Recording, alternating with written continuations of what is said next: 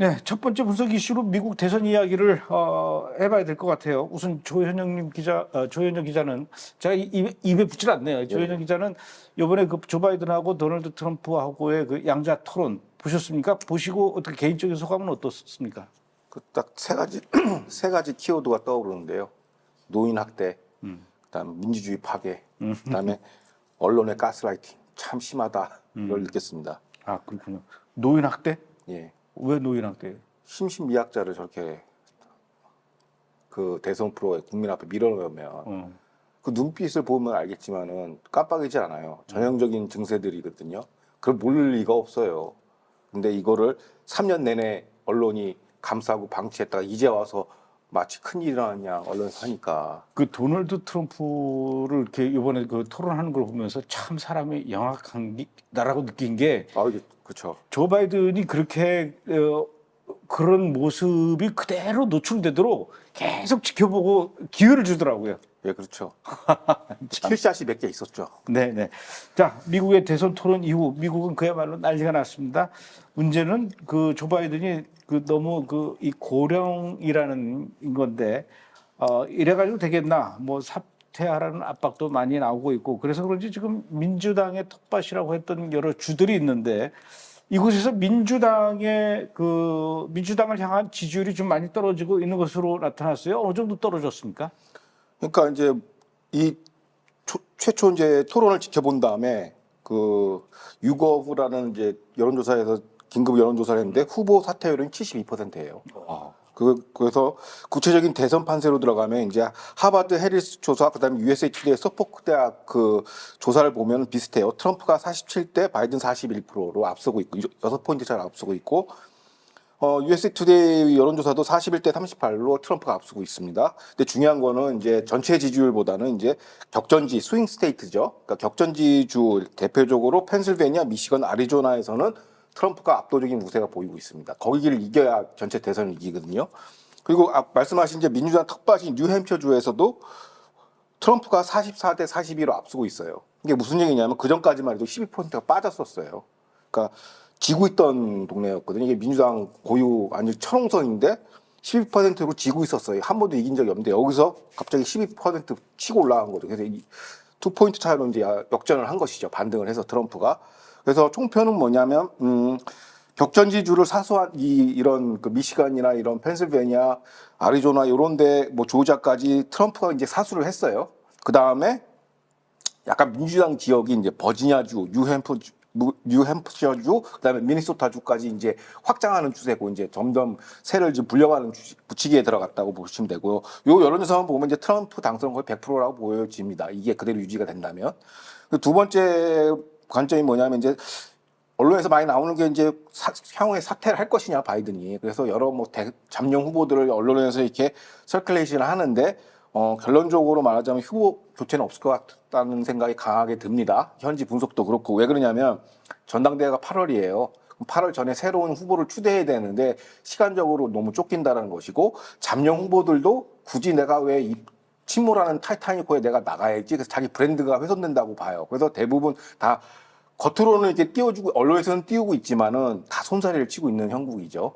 그리고 이게 만약에 전당대회에서 후보 교체를 가면은 이제 완전 민주당이 해체가 되는 겁니다. 그러니까 기업으로 치면 청산가치와 잔존가치 중에 어떤 게 더 높냐 했을 때, 근데 이거는 만약에 후보 교체로 가면 민주당 파산합니다. 그렇기 때문에 후보 교체는 없고 가장 유력한 게 이제 부통령 해리스로 자연스럽게 승계되는 과정을 거치지 않을까라는 게 중평이라고 보여집니다. 미국 현지에서는.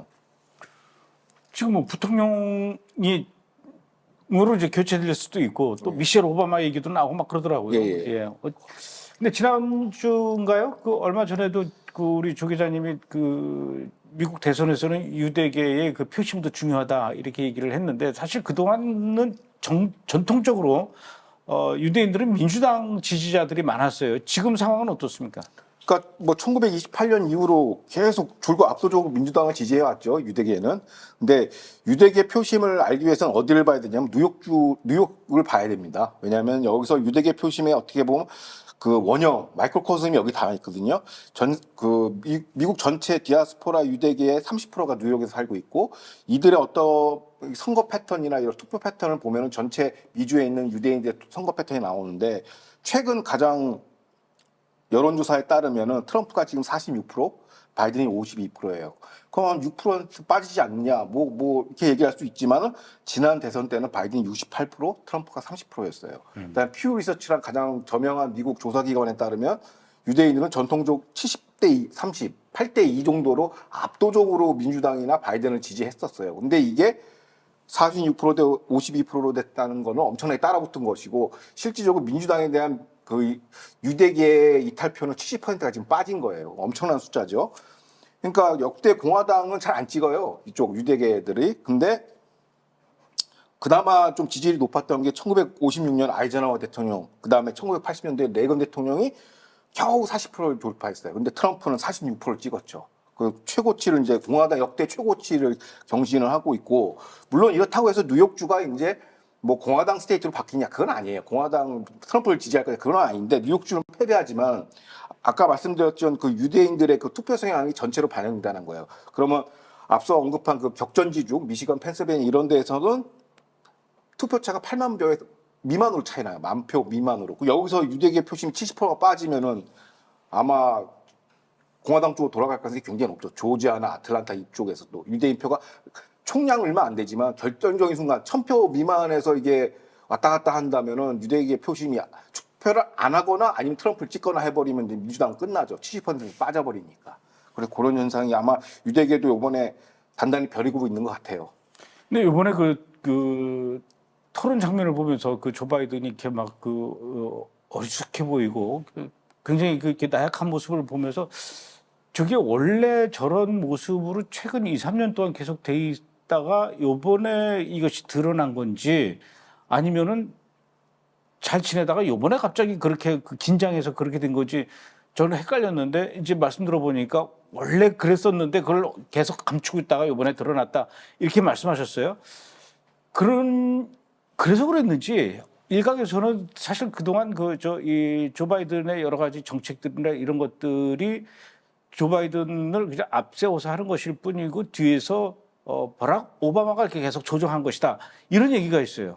그러니까 그런 얘기를 뭐 저희 같은 뭐 우파 시민들이나 뭐 유튜브에는 그런 얘기가 많죠. 그런데 미국의 공화당 상원의원 테드 크루즈 상원의원이 그렇게 얘기를 했어요. 아, 자기네 편에서 이렇게 이제 공화당 쪽에서 얘기가 나온 거예요. 공화당 쪽에서 주류 제도권 공화당 상원의원이에요. 이거 그냥 무슨 뭐 보수파 농객이 아니라 제도권 상원의원이 이렇게 얘기를 했어요. 그래서 오바마가 상원 통치를 하고 있다라고 과거부터 얘기를 해왔죠. 그게 이번에 입증이 된 거다라고 설명을 했고, 근데 이제 최근 기사로서 나온 거는 최근 올해부터 나오고 있어요. 지난번에 G7 회담에서 또 바이든 대통령이 또 원더런 하는 거를 이제 기사화되기 시작했던 거예요. 제도권 월스트리트저널에서 나오기 시작했는데 여기에 대해서 이제 토니 블링컨 장관이 들어와가지고 이제 또 소방수 역할을 하고 있죠. 하룻밤이 아니니까 토론 그 당일 밤이 아닌 3년 반을 봐야 된다. 그러면서 바이든의 리더십에 미국의 신뢰가 급증하고 있다라고 또 거짓말을 하고 있어요. 전 세계적으로 정상들은 다 봤을 거 아니야. 그러니까 사실상 조금 누가 통치를 하느냐. 그 오바마 쪽이나 바이든 그 측근들의 메시징을 보면은 사람이 아닌 팀을 봐야 된다라는 거예요. 당연히 대통령을 봐야지 뭐 팀을 왜 봅니까? 그러니까 사람이랑은 바이든을 보지 말고 그 배후에 있는 팀을 봐라라고 바이든 쪽에서 얘기를 하고 있어요. 그 오바마 측근들이. 그러면 이것이 어떻게 보면 오바마의 상황 통치를 신뢰하라는 메시지로 해석할 수도 있죠. 그 팀이 누구예요? 예? 팀이 누구예요? 그 팀이 이제 앞서 얘기한 이제 블링컨도 있고 그러니까 오바마 관료들이 이제 지금 실질적으로 통치를 하고 있다. 중동 정책을. 그럼 이 대목에서 그래서 이제 바이든은 그냥 바지사장이고 실소유주는 오바마다 이런 얘기가 있는 것이죠. 그러면 그 팀이 누구냐?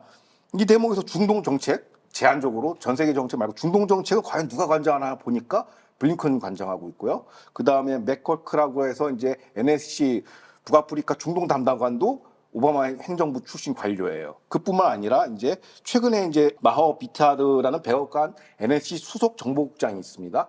이 사람도 대표적인 BDS 운동가 친팔레스 단체고 언제 입성을 했냐? 오바마 때 입성을 한 거예요. 그러니까 그 핵심 관료들이 전부 다 오바마 맨파워로 깔려져 있는 거죠. 오바마가 오던 내린 대로 이제 국제 정치 이거 한다는 것이고 보도에 따르면은 제대로 보고를 안 한다라는 거예요. 바이든한테. 잘못된 보고를 한다든지 아니면 좀 축소해서 보도한다든지 그 의사결정에서 완전 바이든은 배제된 게 아닌가라는 뉴스가 계속 나오고 있어요. 그러면은 그럼 실질적인 의사결정은 누가 하느냐? 그 방금 얘기한 마하 바트르라는 백악관 수석 보좌관 그 정보국장도 있고요. 사만타 파워스 이 사람도 있는데 오바마 행정부 당시에 유엔 대사를 했던 사람이에요. 지금 USAID라는 원조 국장을 하고 있는데 여기서 무슨 얘기를 했냐면 팔레스타인 기아 상태다. 그거 거짓 뉴스군요. 가짜 뉴스예요. 그런 거짓 선동을 지금 하고 있습니다. 이것도 오바마 인사고. 그다음에 뭐 과거에도 우리가 소개시켰지만 아리안 타바타이 현 국방부 저강도 군쟁국장 부속실장인데 이 사람도 국방부에 아주 높은 지위 갖고 있는데 이 사람이 친이란 장학생이고 오바마 행정부 때 싱크탱크에 있다가 연방정부 백악관으로 입성한 케이스예요. 그다음에 크리스틴 클라크라고 현 법무부 인권수사국장입니다. 이 사람 굉장히 중요해요. 왜 그러냐면 법무부 인권수사국장은 뭐 하는 자리냐면 미국 내에 발생하는 인종차별에 관한 범죄 수사를 하는 거예요. 그 인종차별에 뭐가 들어가냐? 반유대주의 범죄도 포함돼요. 그런데 계속 뭐 우리 브레티에 소개를 해드렸지만은 LA나 지금 전국에서 폭력 사태가 굉장히 많아요. 근데 수사 안 합니다. 이 사람이. 이거 누구 인사야? 오바마 인사입니다. 그리고 전통적으로 또 반유대주의 중국폭력 이런 거를 자연스럽게 제가 강연에서 했던 인사들이고 그다음에 우리의 단골 손님이 하디 암느 주 팔레스타인 미국 대표부 공사예요. 이 사람도 대표적인 친팔 반이스라엘 성향이고 자기 연구 논문에 뭐라고 썼냐면 팔레스타인 인티파드에 큰 영감을 받았다. 이 사람이 지금 라말레에 와가지고 팔레스타인 공사를 하고 있어요. 이 사람이 개인 재산 내역을 보니까 공직자 생활만 했는 사람인데 연구원 생활하다 공직자를 했는데 재산이 6,100만 달러예요. 그럼 그 돈 어디서 났겠습니까? 12개 계좌로 받고 있었다는 게 지금 드러나고 있고 카타르 지원이 있고 가장 중요한 여기서 이제 뱀의 머리 누가 주도를 하느냐 블링컨도 물론 주도를 하겠죠. 그렇지만 실질적으로 비공식 직함을 가지고 백악관을 막 들러다니는 사람이 있어요. 그게 누구냐면 수전 라이스 전 오바마 행정부 NSA 국가안보보좌관이 있습니다. 이 사람이 왔다 갔다 하면서 안보적 코치를 한다는 것이죠. 그러니까 이런 게 과거에 음모로 있었는데 이게 마각이 드러나고 있는 것이죠. 그래서 중동 정치가 엉망이 된 겁니다. 그 아까도 제가 말씀드렸듯이 지금 미국에서 그 조 바이든의 대타로 지금 미셸 오바마를 계속 얘기하면서 미셸 오바마가 나오면은 뭐 트럼프는 압도적으로 이길 수 있다 이런 기사가 나왔거든요.